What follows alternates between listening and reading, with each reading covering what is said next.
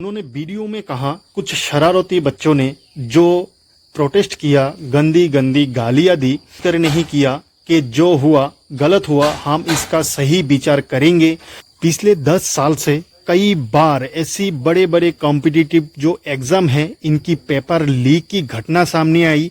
आज की डेट में हर स्टेट में पेपर लीक की न्यूज आती रहती है। सवाल ये है कि 10 साल में क्यों एग्जाम सिस्टम को अभी तक सुधार नहीं पाया sir. SSC exam paper leak, NEET exam paper leak और भी कई सारी ऐसी एग्जाम जो कंडक्ट किया जाता है, एग्जाम शुरू होने से पहले पेपर लीक हो जाता है। तो आपको हमारी आदरणीय पीएम श्री नरेंद्र मोदी की ये वीडियो देख लेना चाहिए।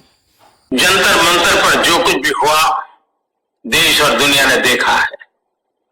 कुछ शरारती बच्चों ने भद्दी भद्दी गालियां बोली। किसी भी सभ्य समाज को शोभा न दे ऐसे शब्दों का प्रयोग किया गया। मुझे तो गालियां दी गई, मेरी स्वर्गीय माता को भी गालियां दी गई। न जाने कितना भद्दा स्वरूप था। लेकिन मैं आज बात करना चाहता हूं कि बचपन में गलतियां होती हैं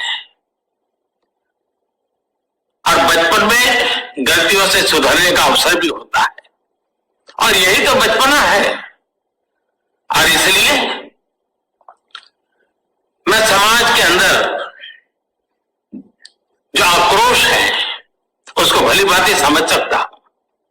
एक कल्चरल शौक है कि हमारी बेटियां इस प्रकार की भाषा कैसे बोल सकती हैं। लेकिन समय है इन बच्चों को गले लगा करके राह दिखाने का। ये गुमराह बच्चे हैं, उनको राह दिखाना हमारा काम है। उनको सजा देना, अदालतों के चक्कर कटवाना, समाज में उनको प्रताड़ित करना, इससे हम परिस्थितियां नहीं बदल पाएंगे। मैं उन्हें माफ करना चाहता हूं। समाज भी मेरी इस बात को स्वीकार करे, क्योंकि मेरे मन में एक ही भाव है। कभी कभी दांतों तले हमारी जीभ आ जाती है, खून निकल आता है, लेकिन हम दांत तोड़ते नहीं है, क्योंकि दांत भी हमारे हैं, जीभ भी हमारी है, बच्चे भी हमारे हैं। उन्हें राह दिखाना हमारा काम है। गुमराह को राह दिखाना कठिन होता है, लेकिन कठिन कामों को करना है। और इसलिए आओ, मैं इन बच्चों को कहता हूं, बच्चों आओ, हम देश के लिए साथ मिलकर के आगे बढ़े, कुछ नया सीखे, गलतियों से भी सीखे, अपने सपनों को लेकर के चल पड़े।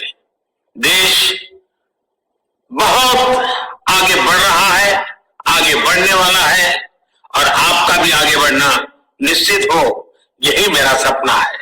मैं आपके लिए जीता हूं, आपके उज्जवल भविष्य के लिए खपता हूं। आओ हम मिलकर के देश को आगे बढ़ाएं। बहुत बहुत धन्यवाद दोस्तों। बस आओ, गलतियों से सीखो। इसका रीजन क्या है? सिस्टम में गड़बड़ है और कहां से पेपर लीक हो रहा है?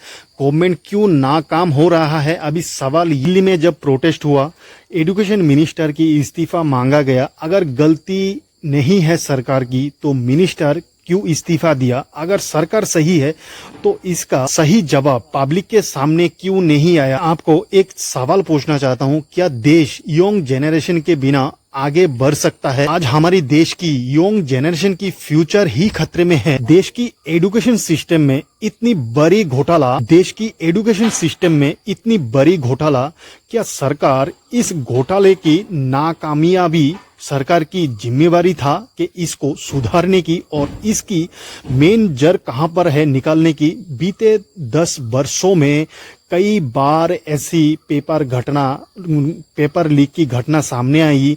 एसएससी, नीट और भी कई सारी ऐसी बड़ी बड़ी एग्जाम जो बच्चे सालों भर लगा के प्रिपरेशन करता है, आखिरकार एग्जाम के बाद देखा जाता है पास किसी ने किया और नौकरी किसी और को मिला। आज स्टेट लेवल में भी